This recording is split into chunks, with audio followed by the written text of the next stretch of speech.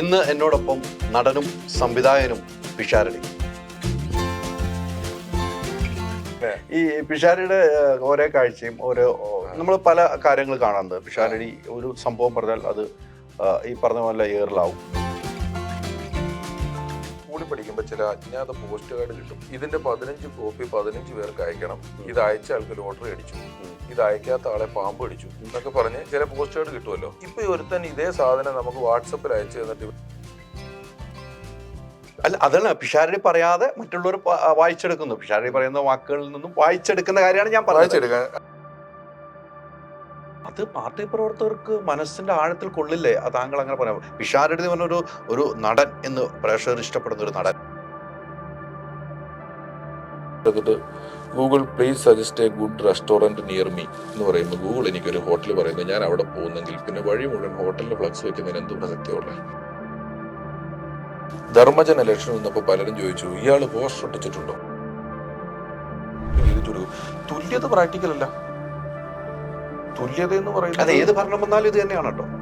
ഏത് ഭരണം കോൺഗ്രസിന്റെ നേതാക്കളൊക്കെ അവരുടെ കട്ടുകളിട്ട് ഫേസ്ബുക്കിലിട്ട് വലിയ ആഘോഷമാക്കി. അപ്പോൾ താങ്കൾ പറഞ്ഞത് ഒരു CPM പ്രവർത്തകർക്ക് ശരിക്കും നെഞ്ചത്ത് കൊണ്ടു.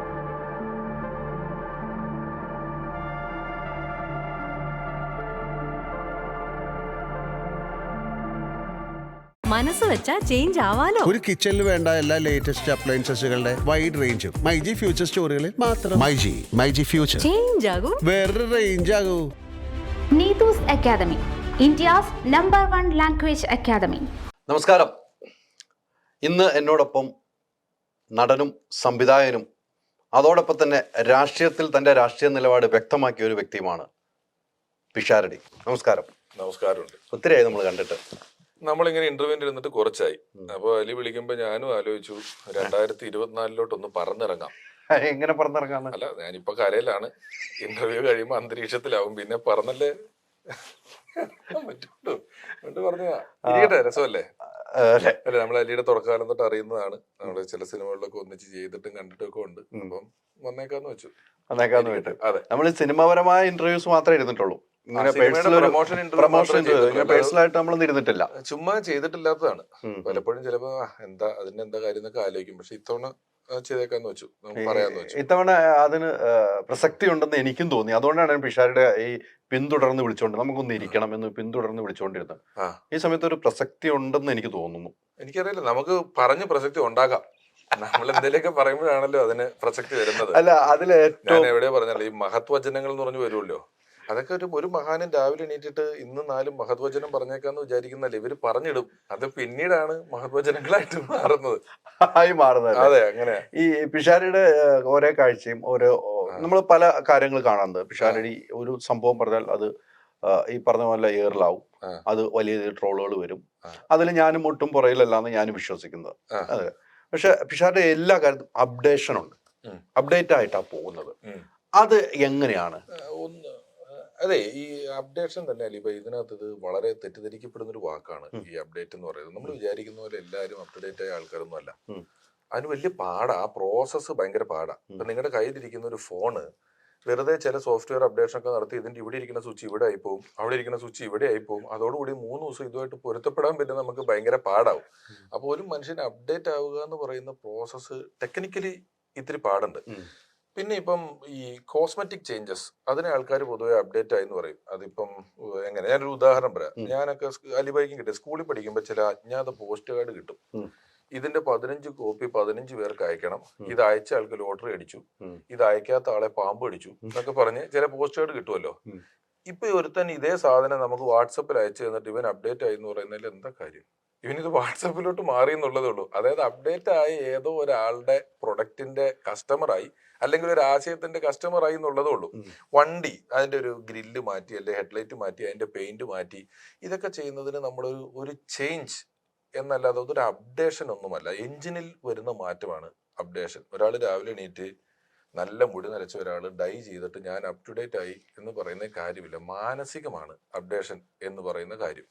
അപ്പൊ ഞാൻ അത്യാവശ്യം അതിനു വേണ്ടി വായിക്കുകയും മാറാൻ തയ്യാറായിരിക്കുകയും ഞാൻ പറഞ്ഞതും ഞാൻ വിചാരിക്കുന്നതുമാണ് ശരി എന്ന് ഫുൾ ടൈം വിചാരിച്ചുകൊണ്ടിരിക്കാതെ ഞാൻ തെറ്റും വിചാരിക്കാം, എന്റെ തീരുമാനങ്ങളും തെറ്റായിരിക്കാം, എന്റെ ചിന്തയും തെറ്റായിരിക്കാം എന്ന് വിചാരിച്ചുകൊണ്ട് കളക്റ്റീവായിട്ട് ആശയങ്ങൾ എടുക്കുമ്പോൾ നമുക്ക് കുറച്ചുകൂടെ അപ് ടു ഡേറ്റ് ആയിട്ട് നിൽക്കാൻ പറ്റും. അങ്ങനെ ബോധപൂർവം മാറുന്നതാണ്.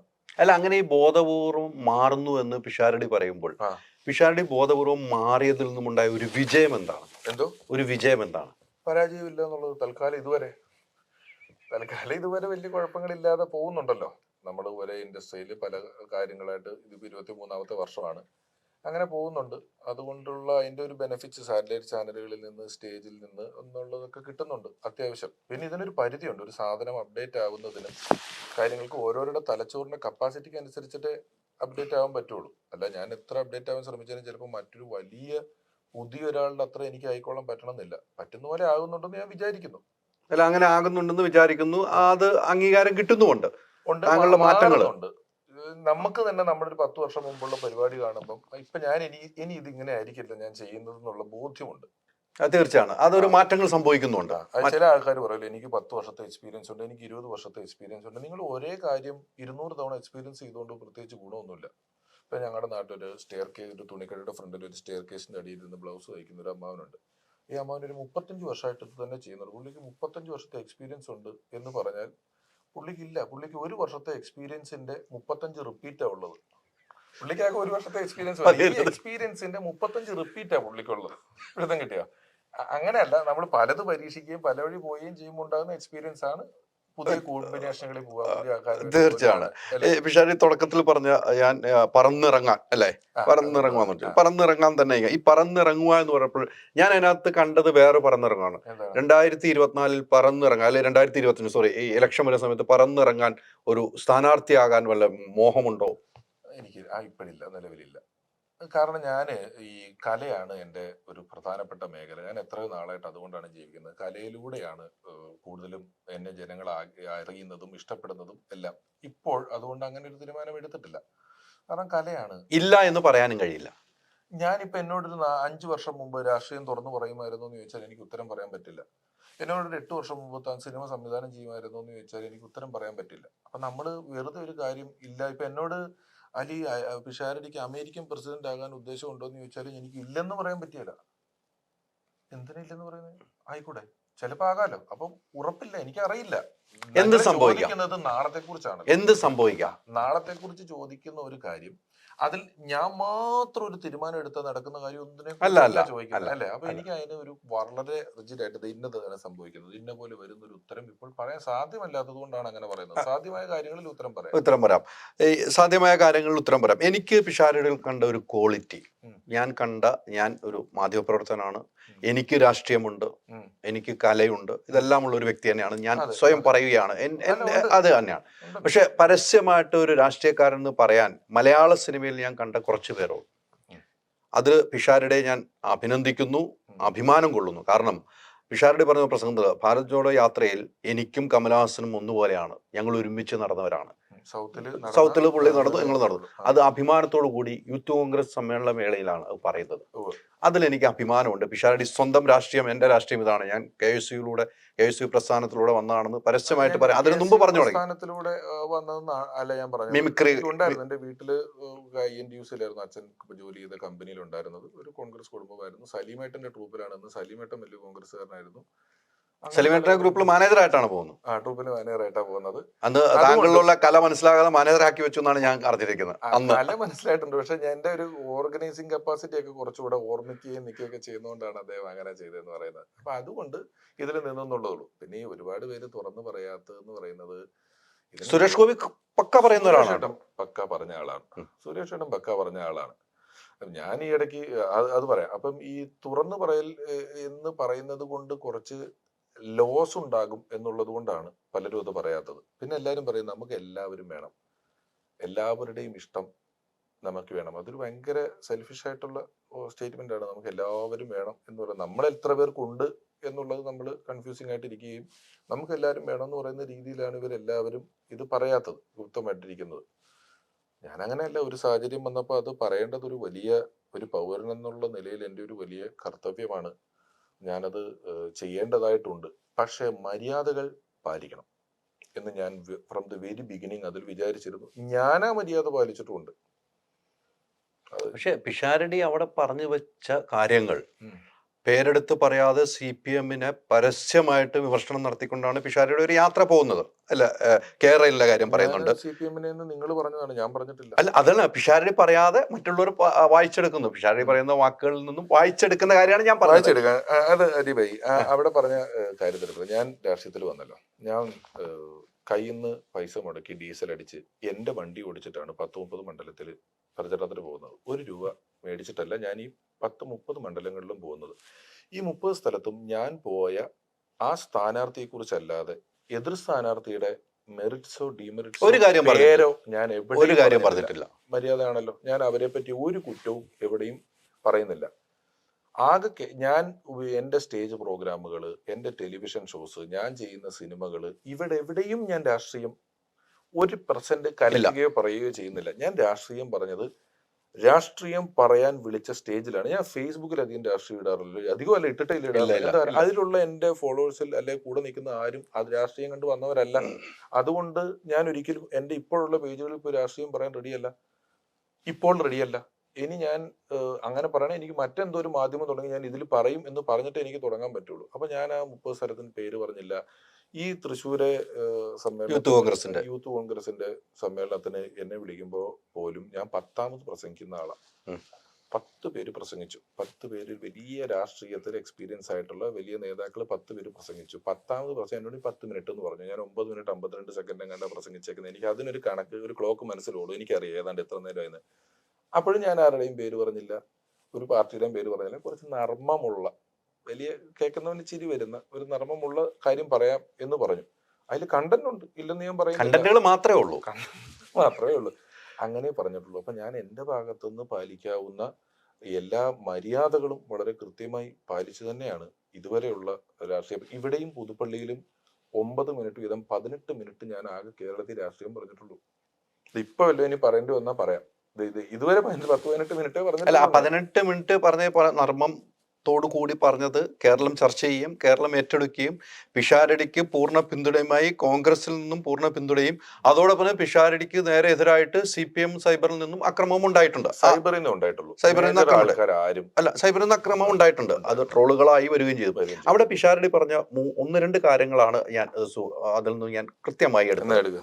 ഒന്ന് എടുത്തത്, പണ്ടങ്ങോ എഴുതി വെച്ച പുസ്തകവുമായിട്ട് ഇപ്പോഴും ഓർത്തിരിക്കുന്നു, ഏതോ സ്വർഗരാജ്യത്തിൽ പോകാമെന്ന്. അത് CPM-നെ മാത്രം ഉദ്ദേശിച്ചാണെന്ന് ആർക്കും അറിയാം, ഇല്ലേ? തീർച്ചയായിട്ടും അറിയാം, വിചാരിച്ചോളൂ. അല്ല, അറിയാമല്ലോ. ആയിക്കോട്ടെ, ഇനി ഞാൻ പറയാം. അതായത് എനിക്ക് കൃത്യമായിട്ട് 1800-കളുടെ പകുതി, 1850-ലോ 40-ലൊക്കെയാണ് ഇത് മാർക്സ് ഇത് എഴുതുന്നത്, ഈ ആശയങ്ങളൊക്കെ എഴുതുന്നത്. അപ്പം ഞാൻ കേരളത്തിലെ കമ്മ്യൂണിസ്റ്റ് പാർട്ടിയോ കമ്മ്യൂണിസ്റ്റ് പ്രവർത്തകരെയോ രാഷ്ട്രീയക്കാരെയോ അല്ല, കമ്മ്യൂണിസം എന്ന ആശയത്തെക്കുറിച്ച് ഗ്ലോബൽ കമ്മ്യൂണിസത്തിനെതിരാണോ? കമ്മ്യൂണിസം പ്രാക്ടിക്കൽ അല്ലെന്നുള്ള ബോധ്യമുണ്ട്. എതിർക്കേണ്ട കാര്യമില്ല. ആളുകൾക്ക് എന്ത് വേണേലും വിശ്വസിക്കാൻ സ്വാതന്ത്ര്യമുള്ള ലോകത്ത് ഞാൻ എന്തിനാ, എനിക്ക് ചപ്പാത്തിയാണ് ഇഷ്ടം എന്ന് പറഞ്ഞ് ചോറുണ്ടെന്ന ഒരാളെ ഞാൻ എതിർക്കേണ്ട കാര്യമുണ്ടോ? അവരുണ്ടോട്ടെ, എനിക്ക് കുഴപ്പമില്ല, ഞാൻ ചപ്പാത്തി തന്നെയുള്ളൂ. അപ്പൊ ഇത് പ്രാക്ടിക്കൽ അല്ല, ഈ ഐഡിയോളജി പ്രാക്ടിക്കൽ അല്ല എന്നുള്ള ബോധ്യം എനിക്കുണ്ട്. നമ്മുടെ നാട്ടിൽ ഡെമോക്രസിയുടെ ഫിൽട്ടറിലൂടെ വരുന്നൊരു കമ്മ്യൂണിസമാണ്. അത് കമ്മ്യൂണിസ്റ്റ് എന്ന് പേരുള്ള ഒരു കക്ഷി രാഷ്ട്രീയ പാർട്ടി എന്നല്ലാതെ വലിയ തോതിൽ കമ്മ്യൂണിസ്റ്റ് ആശയങ്ങളെ പുലുകി നിൽക്കുന്ന ഒരു പാർട്ടിയായിട്ട് ഇവിടുത്തെ കമ്മ്യൂണിസ്റ്റ് പാർട്ടിയെ കാണണ്ട. അങ്ങനെ ഇല്ല. കാരണം കമ്മ്യൂണിസം പ്രാക്ടിക്കൽ അല്ല.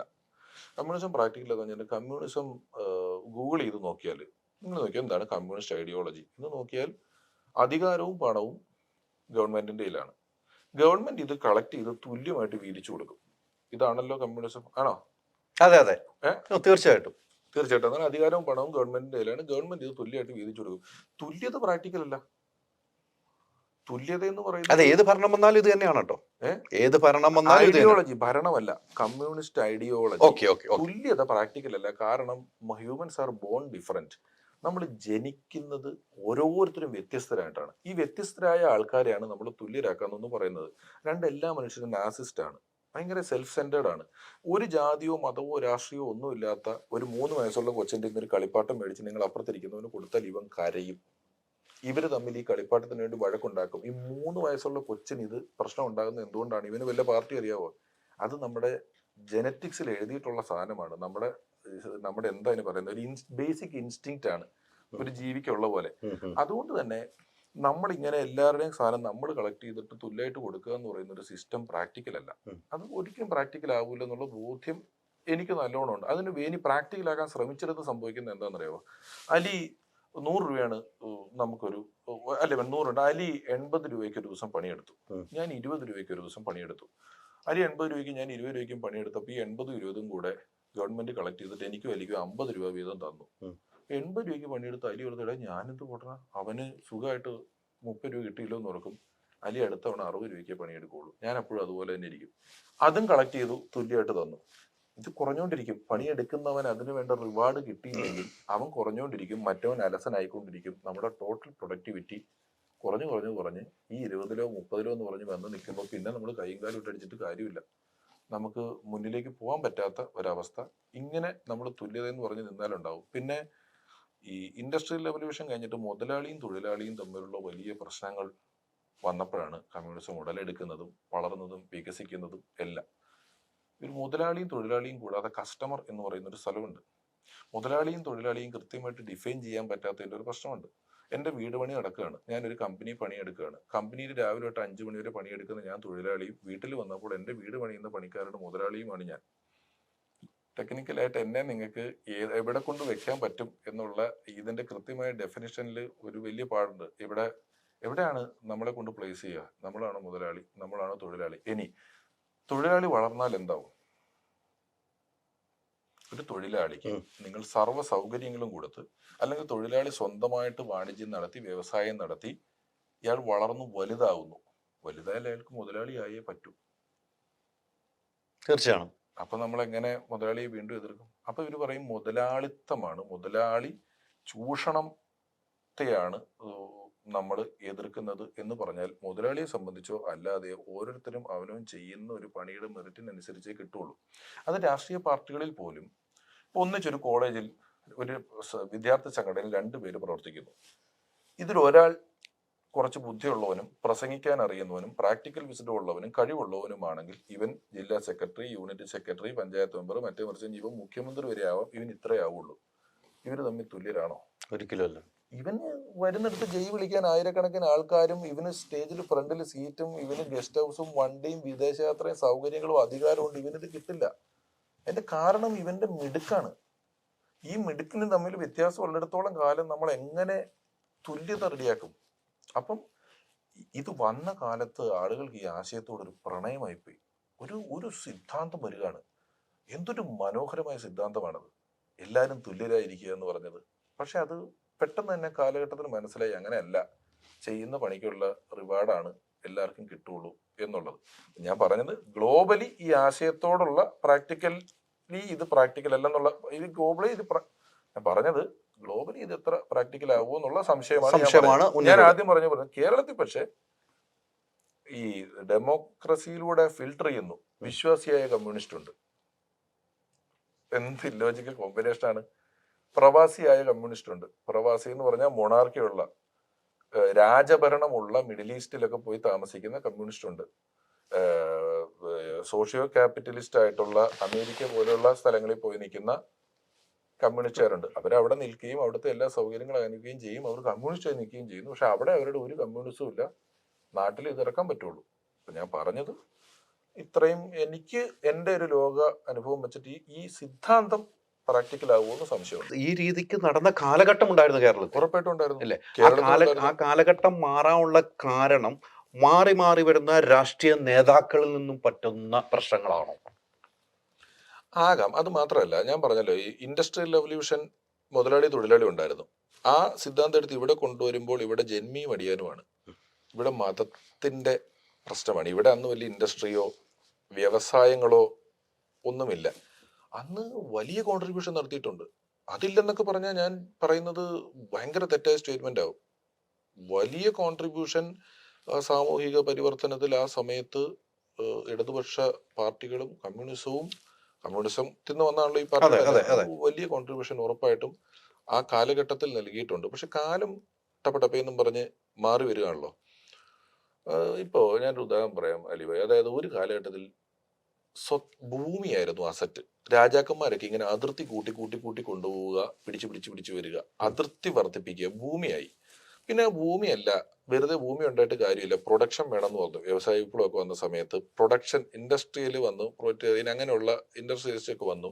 അത് കഴിഞ്ഞ് ഇപ്പോൾ ബിഗ് ഡാറ്റ എന്ന് പറയുന്നതാണ് ഏറ്റവും വലിയ അസറ്റ്. ലോകത്തിലെ ആദ്യത്തെ 5 കോടീശ്വരന്മാരെ എടുത്താലും അത് മേറ്റയാണെങ്കിലും ഗൂഗിൾ ആണെങ്കിലും ടെസ്ല ആണെങ്കിലും എല്ലാം ഇവർ നിൽക്കുന്നത് ബിഗ് ഡാറ്റയാണ്. ആളുകളെ കുറിച്ചുള്ള ഡാറ്റ കളക്ഷൻ എന്ന് പറയുന്നതാണ്. ഈ ഡാറ്റ അനുസരിച്ചിട്ട് ഞാനിപ്പം ഒരു ഉദാഹരണം പറയാം. ഇത് ഏതാണ്ട് 9,000 കോടിയാണ് ഇന്ത്യയുടെ ഒരു കൊല്ലത്തെ പരസ്യ വരുമാനം. ഞാൻ ഗൂഗിൾ എടുത്തിട്ട് Google please suggest a good restaurant near me എന്ന് പറയുമ്പോൾ ഗൂഗിൾ എനിക്കൊരു ഹോട്ടൽ പറയുന്നു, ഞാൻ അവിടെ പോകുന്നെങ്കിൽ പിന്നെ വഴി മുഴുവൻ ഹോട്ടലിന് ഫ്ലക്സ് വെക്കുന്നതിന് എന്ത് പ്രസക്തിയുള്ളത്? Suggest a good car for me. ഈ മീ എന്ന് പറയുന്നതിന് ഇതിന് കൃത്യമായിട്ട് അറിയാം. കാരണം ഞാൻ എൻ്റെ എല്ലാ കാര്യങ്ങളും ഡേ ടു ഡേ ബേസിസിൽ ഇതിൽ പൊക്കോണ്ടിരിക്കുകയാണ്. ഇപ്പോഴത്തെ കണക്കനുസരിച്ച് ഒരു മനുഷ്യൻ അവൻ്റെ ആയുസ് തീരുമ്പോഴത്തേക്ക് ഏതാണ്ട് അവൻ്റെ ജീവിതത്തിലെ 12 വർഷം സ്ക്രീനിന് മുന്നിലായിരിക്കും എന്നാണ് പറയുന്നത്. ലൈഫ് സ്പാനിലെ 12 വർഷം അതെ ഇരിക്കുന്നത്. അപ്പൊ ഈ ബിഗ് ഡാറ്റ എന്ന് പറയുന്നതാണ് ഇപ്പൊ അസറ്റ്. അത് വരുന്ന സാഹചര്യത്തിൽ ഇത്തരം കാര്യങ്ങൾക്ക്, ഈ ആശയങ്ങൾക്ക് ഒന്നും ചെയ്യാൻ പറ്റാണ്ട് വരും. ഇപ്പോഴത്തെ കാലഘട്ടത്തിൽ ഈ ആലയത്തിൽ ഒന്നും ചെയ്യാൻ പറ്റാതെ വരും. എന്താണെന്നറിയാമോ അലിബി, നമ്മളൊരു ധനികനാകാൻ ആഗ്രഹിക്കുന്നതോ പണം ഉണ്ടാകുന്നതോ മുതലാളിയാകുന്നതോ തെറ്റാണെന്നുള്ളൊരു നറേറ്റീവ് വരരുത്. പണം ഒന്നും അല്ലെന്നൊക്കെ നമ്മൾ പറഞ്ഞാലും നമ്മൾ കഴിക്കുന്ന ഭക്ഷണം, നമ്മൾ താമസിക്കുന്ന സ്ഥലം, നമ്മൾ ധരിക്കുന്ന വസ്ത്രം, നമ്മളുടെ ചികിത്സ, നമ്മുടെ യാത്ര, നമ്മുടെ വിദ്യാഭ്യാസം, നമ്മുടെ സോഷ്യൽ സ്റ്റാറ്റസ്, ഇതിനെയൊക്കെ പണം സ്വാധീനിക്കുന്നുണ്ട്. ധനികനാകുന്നത് ഒരു തെറ്റാണെന്നുള്ള പോലെ നമ്മൾ ഒരിക്കലും ധനികനാവാൻ എല്ലാവരെയും പ്രേരിപ്പിക്കണം. പണം ഉണ്ടാക്കാനുള്ള വഴികൾ അവർക്ക് കൊടുക്കണം. പണം ഉണ്ടാക്കാൻ അറിയാത്തവനെ അതിന് പ്രോത്സാഹിപ്പിക്കണം, പഠിപ്പിക്കണം. ഞാൻ ചില ഇലക്ഷൻ പ്രചരണത്തിനൊക്കെ പോകുന്ന സമയത്ത് ചില സ്ഥാനാർത്ഥികളുടെ പ്രചരണത്തിന് പറയുന്നത് ഞാൻ കേട്ടിട്ടുണ്ട്. പാവങ്ങളിൽ പാവമായ, പാവങ്ങളെ അറിയാവുന്ന, പാവങ്ങളുടെ പ്രശ്നങ്ങൾ അറിയാവുന്ന, പാവങ്ങളിൽ പാവമായ പാവപ്പെട്ട ഇന്നവനെ വിജയിപ്പിക്കുക. പാവപ്പെട്ടവന്റെ പ്രശ്നം എന്താണ്? പൈസയില്ല. പൈസ ഉണ്ടാക്കാൻ അറിയുന്നവനെ വേണ്ടേ സ്ഥാനാർത്ഥിയാക്കാനും വിജയിപ്പിക്കാനും? അല്ലെങ്കിൽ അത് കയ്യിൽ നിന്ന് എടുക്കാനെങ്കിലും പറ്റണ്ടേ? നമ്മളെക്കാൾ ഒരു പറ്റാത്ത ഒരാളെ എങ്ങനെ ഈ സ്ഥലത്ത് കൊണ്ട് നിർത്താൻ പറ്റും?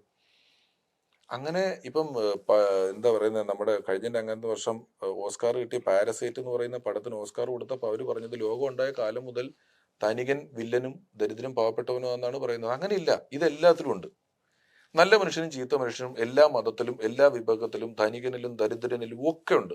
പണമല്ല ഇവന്റെ സ്വഭാവം ചീത്തയാക്കുന്നതോ അങ്ങനെ ഇങ്ങനെയുള്ള ഒന്നുമില്ല. ദരിദ്രനിലും ധനികനിലും ഒക്കെ ഇതെല്ലാം ഉണ്ട്. പിന്നെ ഇതിനെ പറ്റി പറഞ്ഞുകൊണ്ട് ഇതിപ്പോ ഈ പാവങ്ങളിൽ പാവമായ പാവപ്പെട്ടവന് തിരിച്ചറിയാവുന്ന ഈ പാവപ്പെട്ടവന് വോട്ട് ചെയ്യാന്ന് പറഞ്ഞ അനൗൺസ്മെന്റുകൾ നമ്മൾ പല മേഖലയിൽ പോകുമ്പോഴും കേൾക്കാറുണ്ട്. ഈ അനൗൺസ്മെന്റ് ചെയ്യുന്ന പാർട്ടികൾ, ഇതേ പേരുകൾ പറയുന്ന പാർട്ടികൾ, അവൻ പാവപ്പെട്ടവനെയാണോ നിർത്തിയതെന്നും കൂടെ പരിശോധിക്കേണ്ട ഒരു ബാധ്യത ജനങ്ങൾക്കുണ്ടാവില്ലേ? അതല്ല, ജനങ്ങൾ എല്ലാ രാജ്യത്തിനും കിട്ടുന്ന ഗവൺമെന്റ് അവർക്ക് അർഹിക്കുന്നതാ. ജനങ്ങൾ ഇത് കണ്ട് വോട്ട് ചെയ്യും. ഞാൻ ഇവനെയും കൊണ്ട് ഒരു ധനികനെ അവിടെ കൊണ്ട് നിർത്തിയ ജനം വോട്ട് ചെയ്യലോ തോറ്റു. ഞാൻ ജനങ്ങളോടെ പറഞ്ഞേ, നിങ്ങൾ ഈ സാധനത്തിൽ കേട്ടിട്ട് അവൻ പാവപ്പെട്ടവൻ, അവനെ വോട്ട് ചെയ്തേക്കെന്ന് അങ്ങനെയല്ല ചിന്തിക്കണ്ടേ. നമ്മളെയൊക്കെ മിടുക്കുള്ളൊരുത്തൻ, അവൻ നമ്മുടെ പഞ്ചായത്തിൽ നിന്നാൽ അവന് പേഴ്സണലി കണക്ഷൻസ് ഉണ്ട്, അവന് പല കാര്യങ്ങൾ കോർഡിനേറ്റ് ചെയ്യാൻ പറ്റും, അവന് പല സംഭവങ്ങൾ ചെയ്തെടുക്കാൻ പറ്റും എന്നുള്ള ഒരാൾ നേതൃത്വ നിരയിൽ വരുമ്പോൾ ഇത് ഒരു അഡ്മിനിസ്ട്രേറ്റീവ് വർക്കാണ് രാഷ്ട്രീയം. ഇപ്പോ തൃക്കാക്കര ഇലക്ഷൻ നടന്നപ്പോൾ ഒരു സ്ഥാനാർത്ഥിക്ക് പറയേണ്ടി വന്നു, ഞാൻ ചെറുപ്പത്തിൽ പോസ്റ്റർ ഒട്ടിക്കാൻ പോയിട്ടുണ്ട്. എന്തുകൊണ്ടാണ് പറയേണ്ടി വരുന്നത്? ധർമ്മജൻ ഇലക്ഷൻ വന്നപ്പോൾ പലരും ചോദിച്ചു, ഇയാൾ പോസ്റ്റർ ഒട്ടിച്ചിട്ടുണ്ടോ, ഇയാൾ ഒരു അടി കൊണ്ടിട്ടുണ്ടോ? കാരണം പോസ്റ്റർ ഒട്ടിക്കുന്നതൊക്കെ ഒരു രാഷ്ട്രീയക്കാരനാകാനുള്ള ഒരു വലിയ ക്വാളിറ്റി ആയിട്ട് ഇവിടെ കണക്കാക്കപ്പെടുന്നുണ്ട്. അങ്ങനെയാണെങ്കിൽ കേരള സംസ്ഥാനത്തിൽ ഓരോ വെള്ളിയാഴ്ച എത്ര പോസ്റ്റർ ഒട്ടിക്കുന്നുണ്ട് സിനിമയ്ക്ക്? ഇവരെല്ലാം പൊളിറ്റിക്സ് വരണ്ടേ, വലിയ ആൾക്കാരാവണ്ടേ? ഇതൊരു അഡ്മിനിസ്ട്രേറ്റീവ് വർക്കാണ്. ഇതൊന്നും ഇതിന്റെ ഘടകങ്ങളല്ല. വേറെ ഒരു രാജ്യത്തും, അമേരിക്കയുടെ പ്രസിഡന്റോ ഓസ്ട്രേലിയയുടെ പ്രസിഡന്റോ കാനഡയുടെ പ്രസിഡന്റോ, ഒരു രാജ്യത്തെയും നേതാക്കൾക്ക് ഇതൊന്നുമല്ല ക്വാളിറ്റി. നേതാവാകാനുള്ള ക്വാളിറ്റി ഒരു സ്കൂൾ ലീഡറെങ്കിലും ആയിരിക്കുക എന്നുള്ളതാണ്. അപ്പോ ഞാൻ പറഞ്ഞത് ഇതൊരു വലിയ ക്വാളിറ്റി ആയിട്ട് കണക്കാക്കപ്പെടുന്നു. രാഷ്ട്രീയത്തിൽ വരാനുള്ള ഏറ്റവും ക്വാളിറ്റി എന്ന് പറയുന്നത് ഇതൊക്കെയാണ്. അതല്ല, ഇത് അഡ്മിനിസ്ട്രേറ്റീവ് വർക്കാണെന്നും ഇത് നമ്മുടെ നയിക്കുന്ന ആള് അഡ്മിനിസ്ട്രേറ്റീവ് പവർ അയാൾക്കുണ്ടോ, അയാളുടെ ഏകോപനം, അയാളുടെ സംഘാടനം, അയാളുടെ വിവരം, വിദ്യാഭ്യാസം, അത്യാവശ്യത്തിന് കാര്യങ്ങൾ കോർഡിനേറ്റ് ചെയ്യാനുള്ള കാര്യങ്ങൾ. അല്ലാതെ ജനങ്ങളുടെ വിഷമമൊക്കെ ആർക്കാ അറിയാത്ത അലിബായി? പാവങ്ങളുടെ വിഷയം അറിയാത്തതാണ്. ഇവിടെയുള്ള ജനിച്ചപ്പോഴും ധനികനായിട്ട് വന്ന കുറച്ച് പേരേ ഉള്ളൂ. എല്ലാവരും പണിയെടുത്തും കഷ്ടപ്പെട്ടും അങ്ങനെ ഇങ്ങനെയൊക്കെ വന്ന ആൾക്കാരല്ലേ. അപ്പം അതിനോടൊന്നും ഒരു ഒരു എതിർപ്പ് വേണ്ട എന്നാണ് ഞാൻ പറഞ്ഞത്.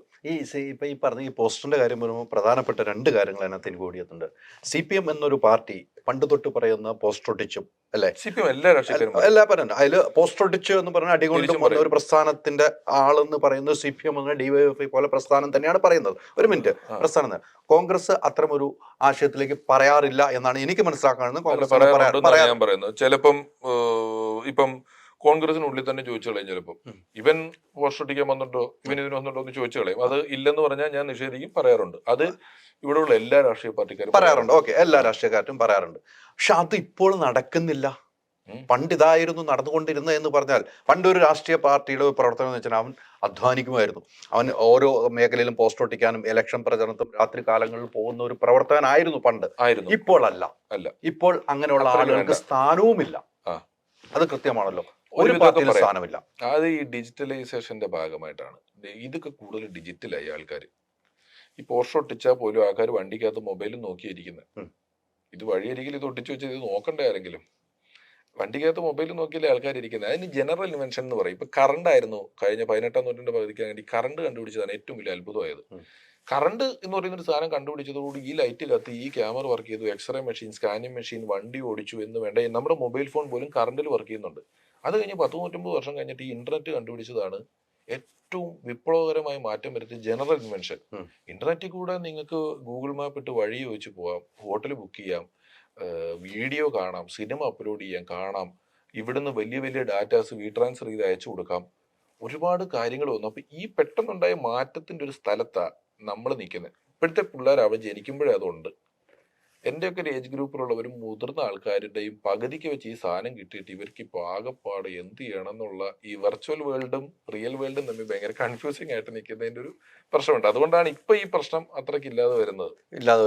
ഇപ്പോൾ ഈ പ്രശ്നം ഇല്ലാതെ വരുന്നത് നമ്മൾ പറഞ്ഞു വെച്ചതെന്ന് തന്നെ തുടങ്ങുകയാണ്.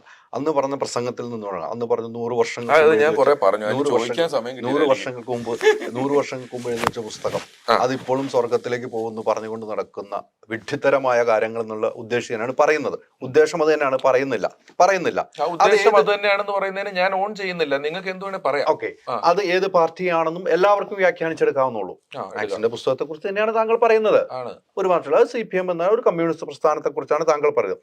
അത് അത്തരം ഒരു വേദിയിൽ താങ്കൾ പറയാനുള്ള ഈ നേരത്തെ നമ്മൾ ഒരു കമ്മ്യൂണിസം ഇങ്ങനെയല്ല എന്ന് പറഞ്ഞത് കൊണ്ട് താങ്കൾ ഒരു പഠന സ്റ്റൈല് കൊണ്ട് പഠനത്തിൽ നിന്നും പൂർണ്ണമായി ഉൾക്കൊണ്ടുകൊണ്ടാണ് ആ ഒരു കാര്യം പറയാൻ കാരണമായത്. ആണ് സാർ, അതല്ലേ ഞാൻ പറഞ്ഞത്. അന്നുള്ള ആശയങ്ങൾ ഇപ്പം കേരളത്തിലെ പാർട്ടി പോലും ഓൺ ചെയ്യുന്നില്ല. പക്ഷെ അത് പാർട്ടി പ്രവർത്തകർക്ക് മനസ്സിന്റെ ആഴത്തിൽ കൊള്ളില്ലേ? താങ്കൾ അങ്ങനെ പറയാം. പിഷാരടി പറഞ്ഞൊരു ഒരു നടൻ എന്ന് പ്രേക്ഷകർ ഇഷ്ടപ്പെടുന്ന ഒരു നടൻ. സാർ, ഈ പ്രവർത്തകരെയും ഇത് ബാധിക്കുന്നില്ല സാർ. ഈ പ്രവർത്തകർ, ഞാനിത് പറയുന്നു, ഞാൻ ആരോടും ഇത് ഉപേക്ഷിക്കണമെന്നോ ഉപയോഗിക്കണ്ടെന്നോ മാറണമെന്നോ ഞാൻ പറഞ്ഞതാണ് ശരിയെന്നോ ഒന്നും ഞാൻ പറഞ്ഞില്ലല്ലോ. എനിക്ക് തോന്നി ഞാനിത് പറയുന്നു. നിങ്ങളിപ്പോൾ സിനിമ റിവ്യൂയുടെ കാര്യം അല്ലെങ്കിൽ ഇതെടുക്കുമ്പോൾ പറയുന്ന പോലെ ഈ സാധനം ടെക്നിക്കലി ഇപ്പോൾ പ്രാക്ടിക്കൽ അല്ല. അന്ന് അതിന് വലിയ മൂല്യമുണ്ടായിരുന്നു. അന്നത്തെ ജനങ്ങൾക്ക് അതിനോട് പ്രണയമായിപ്പോയി എന്ന് മനസ്സിലായി. ഇപ്പോൾ ഞാൻ തന്നെ പറഞ്ഞല്ലോ, ഇപ്പോഴുള്ള കേരളത്തിലെ പാർട്ടി പോലും ഇതിലെ എല്ലാ ആശയങ്ങളെയും അതുപോലെ ഓൺ ചെയ്യുന്നില്ല. അതുകൊണ്ടാണ് വിശ്വാസിയായ കമ്മ്യൂണിസ്റ്റ് ഉണ്ടാകുന്നത്, പ്രവാസിയായ കമ്മ്യൂണിസ്റ്റ് ഉണ്ടാകുന്നത്, മുതലാളിമാർക്ക് വേണ്ടിയും പ്രവർത്തിക്കാൻ റെഡിയാകുന്ന കമ്മ്യൂണിസ്റ്റ് ഉണ്ടാകുന്നത് ആണ്. അപ്പം ഞാനതിനെ അങ്ങനെ പറയുന്നില്ല. പിന്നെ ഈ നമ്മൾ പറഞ്ഞൊരു സാധനത്തിനെ എതിർക്കുമ്പം ആളുകൾക്ക് ദേഷ്യം വരും. ഇപ്പൊ താൻ പറഞ്ഞ വേദനിക്കുമല്ലേ, ഇപ്പം അലിബായി പറഞ്ഞ അത് കട്ട് ചെയ്തോട്ടോ താൻ എന്ന് പറഞ്ഞു. അപ്പൊ അതിന് മുമ്പ് എന്ത് അലിബായി പറഞ്ഞ ദേഷ്യം വരിക എന്ന് പറയുന്നത് ഈ പോസ്റ്റ് പർച്ചേസ് റാഷണലൈസേഷൻ എന്ന് പറയുന്ന ഒരു തിയറി ഉണ്ട് നമ്മുടെ തലച്ചോറിന്റെ. നമ്മുടെ ദേശീയ ബോധം അല്ലെങ്കിൽ ഞാൻ ജനിച്ച നാട് എനിക്ക് എന്തുകൊണ്ടാണ് പ്രിയപ്പെട്ടതാവുന്നത്? എന്തുകൊണ്ടാണ് അലി ജനിച്ച നാട് അലിക്ക് പ്രിയപ്പെട്ടതാവുന്നത്? എന്റെ നാടിനോടുള്ള എനിക്ക് പ്രിയം. ഞാൻ അവിടെ ജനിച്ചു എന്ന കാരണം എന്റെ നാടിനോടുള്ള എനിക്ക് നാട് അവിടെ ഉണ്ട്, ഞാൻ അവിടെ ജനിച്ചു. അതുകൊണ്ട് എന്റെ രാജ്യം, എന്റെ നാട് എനിക്ക് വളരെ പ്രിയപ്പെട്ടതാണ്. അതുപോലെ തന്നെ ഇപ്പൊ ഒരു ഐഫോൺ ഉപയോഗിക്കുന്ന ആൾ, ഒരു ആൻഡ്രോയിഡ് ഉപയോഗിക്കുന്ന ആള്, അപ്പൊ നീ ആൻഡ്രോയിഡ് ആണോ ഉപയോഗിക്കുന്നത്? ഞാൻ ഐഫോൺ ആണ് ഉപയോഗിക്കുന്നത്. അതെ, നീ എന്താ ഐഫോൺ ഉപയോഗിക്കാത്ത? എനിക്കത് പറ്റുന്നില്ല. ഇപ്പൊ ഈ ഐഫോൺകാരെ മനസ്സിലാക്കിയ അത് തന്നെ എളുപ്പമാവും. അപ്പൊ ഞാൻ പറയും ഇല്ല, എനിക്ക് ആൻഡ്രോയിഡ് ആണ് നല്ലത്, നീ ഇത് ഉപയോഗിച്ചു. ഇത് രണ്ടുപേരും അങ്ങോട്ടും ഇങ്ങോട്ടും പറയാൻ കാരണം ഞാൻ ഇത് ഉപയോഗിക്കുന്നു അതുകൊണ്ട് ഇതാണ് നല്ലത്, നിങ്ങളത് ഉപയോഗിക്കുന്നു അതുകൊണ്ട് ഇതാണ് നല്ലത്. അപ്പൊ നമ്മൾ ഓൾറെഡി ഞാനൊരു വിശ്വാസത്തിലായി, ഞാൻ കുറെ നാൾ മുന്നിലേക്ക് വന്നു. അപ്പൊ ഇനി ഇതിനെ കുറിച്ച് വാദിക്കുക. അതുകൊണ്ടാണ് മതത്തിന് വേണ്ടി ആൾക്കാർ വാദിക്കുന്നത്. ഞാൻ ആ മതത്തിൽ പെട്ടുപോയി, ഞാൻ ആ മതത്തിൽ അത്രയും നാൾ ജീവിച്ചു പോയി. ഇനി എനിക്ക് ഇതിനെ ന്യായീകരിച്ചേ മതിയാകൂ, ഞാനിതിനെ സപ്പോർട്ട് ചെയ്യാണ്. അങ്ങനെ നിൽക്കുന്ന ആൾക്കാരാണ്. എനിക്ക് അങ്ങനെ പ്രശ്നമില്ല. എനിക്ക് അതിവൈകാരികമായ ബന്ധം ഒരാശയങ്ങളോടും ഇല്ല. ഒരാശയങ്ങളോടും ആശയങ്ങളാണ്, ആശയം മാറും. ചിലപ്പോൾ നമ്മൾ വിചാരിച്ച ആശയം തെറ്റായിരിക്കും. ഒരിക്കൽ കൂടി പറയുന്നു, ഇത് ആശയങ്ങളാണ്, ആശയം മാറും. ചിലപ്പോൾ നമ്മൾ വിചാരിക്കുന്ന ആശയം തെറ്റായിരിക്കും. അതുകൊണ്ട് തന്നെ ആശയങ്ങളോട് അതിവൈകാരികമായ അടുപ്പം എനിക്കില്ല. ആശയങ്ങളോട് മാറാൻ ഞാൻ റെഡിയാണ്. നാളെ ഇതെല്ലാം ആരൊക്കെയോ എന്നോട് തിരിച്ചും മറിച്ചും ഒക്കെ പറഞ്ഞ് ഇതല്ല ഇങ്ങനെയാണെന്നൊക്കെ എവിടുന്നെങ്കിലും ഒക്കെ വായിച്ചോ അറിഞ്ഞോ ഒക്കെ എനിക്ക് മനസ്സിലായാൽ ഞാൻ മാറാൻ റെഡിയാണ്. ഞാൻ ഇതിനു വേണ്ടി ബലത്തിൽ നിൽക്കില്ല. ആദ്യം നമ്മൾ പറഞ്ഞ അപ്ഡേഷന്റെ ഏരിയ വരുന്നത് അവിടെയാണ്. എന്നെ വൈകാരികമായി എടുത്തിട്ട് എന്നെ ചീത്ത വിളിച്ചിട്ട് എന്താ കാര്യം? പക്ഷെ ഞാൻ പറയാം, നേതൃത്വ നിരയെന്നോ വലിയ ആൾക്കാരുടെ ഇടയെന്നോ ഒന്നും ഒരു പ്രശ്നവും ഉണ്ടായിട്ടില്ല. സൈബർ ഇടങ്ങളിലുള്ള ചെറിയൊരു വിളിയേ ഉള്ളൂ. അതിപ്പം താങ്കളുടെ പ്രസംഗം കോൺഗ്രസ് വലിയ രീതിക്ക് ആഘോഷമാക്കി. കോൺഗ്രസിന്റെ നേതാക്കളൊക്കെ അവരുടെ കട്ടുകളിട്ട് ഫേസ്ബുക്കിലിട്ട് വലിയ ആഘോഷമാക്കി. അപ്പോൾ താങ്കൾ പറഞ്ഞത് ഒരു CPM പ്രവർത്തകർക്ക് ശരിക്കും നെഞ്ചത്ത് കൊണ്ടു. അതുകൊണ്ട് കോൺഗ്രസ് കട്ട് ചെയ്തപ്പോൾ നെഞ്ചത്ത് കൊണ്ടു. അവിടെയാണ് ഞാൻ പറഞ്ഞത്, അത് താങ്കളുടെ ഒരാളെടുത്ത് ഉപയോഗിച്ചു, അത് മറ്റൊരാൾക്ക് നെഞ്ചത്തോട്ട്. ഇത് നമുക്ക് എന്ത് ചെയ്യാൻ പറ്റും? ചില ആൾക്കാർ ഇതിന്റെ ഒരു ടോട്ടൽ ഞാൻ ഈ പറഞ്ഞ വർഷം നോക്കൂല്ലേ. ഇപ്പൊ ഞാൻ ഈ ഇടയ്ക്ക് സിനിമാലയുടെ 30ാം വർഷം എന്ന് പറഞ്ഞൊരു പരിപാടി എന്നെ വിളിച്ചു. എനിക്ക് കണ്ണി സൂക്കേടാണ്. കണ്ണ് സൂക്കേട് എന്ന് പറഞ്ഞാൽ ഒരു രക്ഷയില്ല. അപ്പൊ ഞാൻ ഡയാന ചേച്ചിയോട് ചോദിച്ചു, ചേച്ചി കണ്ണി സൂക്കേടാണ്, വരണം, എല്ലാവരും വരണം, ഒന്ന് വന്നു പോക്കോ, ഒറ്റയ്ക്ക് ഒരു മൂലയ്ക്ക് ഇരുന്നിട്ട് ഒന്ന് പങ്കെടുക്കും. ഞാൻ കൂളിംഗ് ഗ്ലാസ് വെച്ചോണ്ട് ആ പരിപാടിക്ക് പോയി. അയ്യോ, അതിന്റെ താഴെയുള്ള ഏതോ ഒരുത്തിനിട്ട് എന്റെ കമന്റ് ചെയ്യാൻ വായിച്ചപ്പം, ഇവൻ ആരുടെ കൂളിംഗ് ഗ്ലാസ് വെച്ചാണോ അർദ്ധരാത്രിക്ക് ഇരിക്കുന്നത്, വന്ന എനിക്ക് കണ്ണി സൂക്കേടാന്നേ. ഇതെനിക്ക് എല്ലാരോടും നടന്ന് പറയാൻ പറ്റുമോ? അപ്പൊ എനിക്ക് ബോധ്യമുണ്ട് ഇതാണ് നടന്നിരിക്കുന്നത്. അയാൾ എന്നെ എന്തുകൊണ്ടാണ് ചീത്ത വിളിക്കുന്നത്? അയാൾ വിശ്വസിക്കുന്ന കാര്യത്തിനെ പറ്റിയാണ് ഞാൻ പറഞ്ഞതെന്ന് അയാൾക്ക് ഇഷ്ടപ്പെട്ടില്ല, അയാൾ എന്നെ ചീത്ത വിളി. ഇതൊക്കെ വളരെ സ്വാഭാവികമായിട്ടാണ് ചീത്ത വിളിക്കുന്നത്. ആ ചീത്ത വിളിക്കുന്നതിന്റെ ഭാഷ, അതിന്റെ സംസ്കാരമൊക്കെ അവൻ ആരാണെന്നോ അവന്റെ ഒരു ശേഷി എന്താണെന്നോ മനസ്സിലാക്കുന്നതാണ്. അത്രയല്ലേ പറ്റുള്ളൂ. അതുകൊണ്ട് എനിക്ക് എന്ത് ചെയ്യാൻ പറ്റും? ഞാനൊരു കാര്യം വളരെ നർമ്മമായിട്ട് ഞാൻ പറഞ്ഞു വിട്ടു. പിന്നെ ഈ നിങ്ങളൊരു കാര്യം കൂടെ പറയാതിരിക്കും. അതായത് നമ്മളെയൊക്കെ ചീത്തവിളി കേൾക്കുമ്പോഴേ ഇന്ത്യയിൽ ഏറ്റവും കൂടുതൽ വേണ്ട, ഞാൻ പറഞ്ഞു, നമുക്ക് കിട്ടുന്ന ഒരു സൈബർ ബുള്ളിങ് ഇടയ്ക്ക് ഒരു തരിയെങ്കിലും കിട്ടിയാൽ നിങ്ങൾ ഓർത്താൽ മതി, മുഖ്യമന്ത്രിയും പ്രധാനമന്ത്രിയും സൂപ്പർ സ്റ്റാർസും ഒക്കെ കേട്ട് കഴിഞ്ഞ് ബാക്കിയുള്ളത് നമ്മൾ കേട്ടാൽ മതി. ഇവരൊക്കെ എല്ലാ ദിവസവും ഏത് കാര്യത്തിനും ഇത് കേട്ടോണ്ടിരിക്കുകയല്ലേ. അത് കേട്ടല്ലേ ഇവരെല്ലാം ഇങ്ങനെ നിൽക്കുന്നത്. അപ്പൊ അതൊരു സോഷ്യൽ പ്രോസസ്സാണ്. നമുക്കൊന്നും ചെയ്യാൻ പറ്റില്ല. നമ്മൾ കാണേണ്ട കാര്യമില്ല, കാണാത്ത വഴിക്ക് പോകുന്നതാണ് ഏറ്റവും നല്ലതെന്ന് എനിക്ക് തോന്നുന്നു. നമ്മുടെ നടൻ ജയസൂര്യ പ്രസംഗിച്ചതിന് ക്രിക്കറ്റ് കളിക്കാരൻ ജയസൂര്യയുടെ പേജിൽ പോയി ചീത്ത വിളിച്ച ഒരാളെ നന്നാക്കാൻ പറ്റുമെന്ന് തോന്നുന്നുണ്ടോ? ഒരിക്കലും നടക്കില്ല. അവിടെ ചെന്നിട്ട് ഞാൻ നോക്കുമ്പോ നിന്റെ മൊട്ടത്തലേ ഞങ്ങൾ കൃഷി ചെയ്യുമെന്ന് എഴുതി വെച്ചേക്കാണ്. ഇതിനാര് പറഞ്ഞാൽ ഇനി ഈ പുള്ളിയെ നന്നാക്കാൻ പറ്റും? സാധിക്കില്ല. അത് നമ്മൾ നമ്മുടെ ജീവിതത്തിൽ നിന്ന് അതിനെ കുറിച്ച് പറഞ്ഞ് സമയം കളയണ്ടെന്നുള്ളത്. ഇപ്പൊ ഇന്നത്തെ ഈ ഇന്റർവ്യൂ ഞാൻ ഉറപ്പാ എനിക്ക് ചിലപ്പോൾ ഞാൻ പറഞ്ഞതൊക്കെ വളച്ചൊടിക്കപ്പെട്ടിട്ട് നല്ല ചീത്ത വെക്കാനുള്ള സാധ്യത ഉണ്ട്. ഞാൻ പറഞ്ഞല്ലോ, ഇത് കേരളത്തിലെ രാഷ്ട്രീയ പാർട്ടിയല്ല, ഗ്ലോബൽ കമ്മ്യൂണിസം എന്ന ആശയത്തെ പറ്റിയാണ് പറഞ്ഞത്. കേരളത്തിലെ കമ്മ്യൂണിസ്റ്റ് പാർട്ടി പോലും ഈ ആശയത്തെ, ഇപ്പം ഞാൻ പറഞ്ഞ ആ ആശയത്തെ 100% ഓൺ ചെയ്യുന്നില്ലെന്നൊക്കെ ഞാൻ പറഞ്ഞിട്ടുണ്ട്. പക്ഷെ ഇതൊന്നും ആരും എടുക്കില്ല. ഭയങ്കര എന്താണ് കമ്മ്യൂണിസം എന്നാണ് പിഷാരടി പറഞ്ഞത്. പണ്ട് കമ്മ്യൂണിസം എന്തായിരുന്നു നമ്മൾ ഉൾക്കൊണ്ട് പറയുകയും ചെയ്തിട്ടുണ്ട്. ഇതിനകത്ത് പറഞ്ഞുകൊണ്ട് ഇതെല്ലാം എല്ലാരും ഇതുപോലെ മനസ്സിലാക്കുന്നു, മുഴുവൻ കാണുമെന്നോ ഒന്നും ഞാൻ പ്രതീക്ഷിക്കുന്നില്ല. നല്ല ചീത്ത വെക്കാനുള്ള സാധ്യത ഉണ്ടെന്നാണ് ഞാൻ മനസ്സിലാക്കുന്നത്. അത് ആ വഴിക്ക് തന്നെ പോകും. അതും അവിടെ കൊള്ളേണ്ടവർക്ക് കൊള്ളിച്ച് തന്നെയാണ് പറയുന്നത്. പക്ഷെ അത് ഇപ്പോഴും പിഷാരടി സ്പീച്ച് എന്ന് അടിച്ചു കഴിഞ്ഞാൽ ഏറ്റവും ആദ്യം വരുന്നത് ഇതാണ്. കോൺഗ്രസിൽ നിന്നും കോൺഗ്രസ് പ്രവർത്തനമാണെന്ന് താങ്കൾ അവകാശപ്പെടുകയും ചെയ്യുന്നത്, കോൺഗ്രസ് പ്രവർത്തനമാണെന്ന് പറയുകയും ചെയ്ത് ഒരു വേദി പൊതുവെ BJPക്ക് ഇതൊരു അക്ഷരം വേണ്ടിയിട്ടില്ല.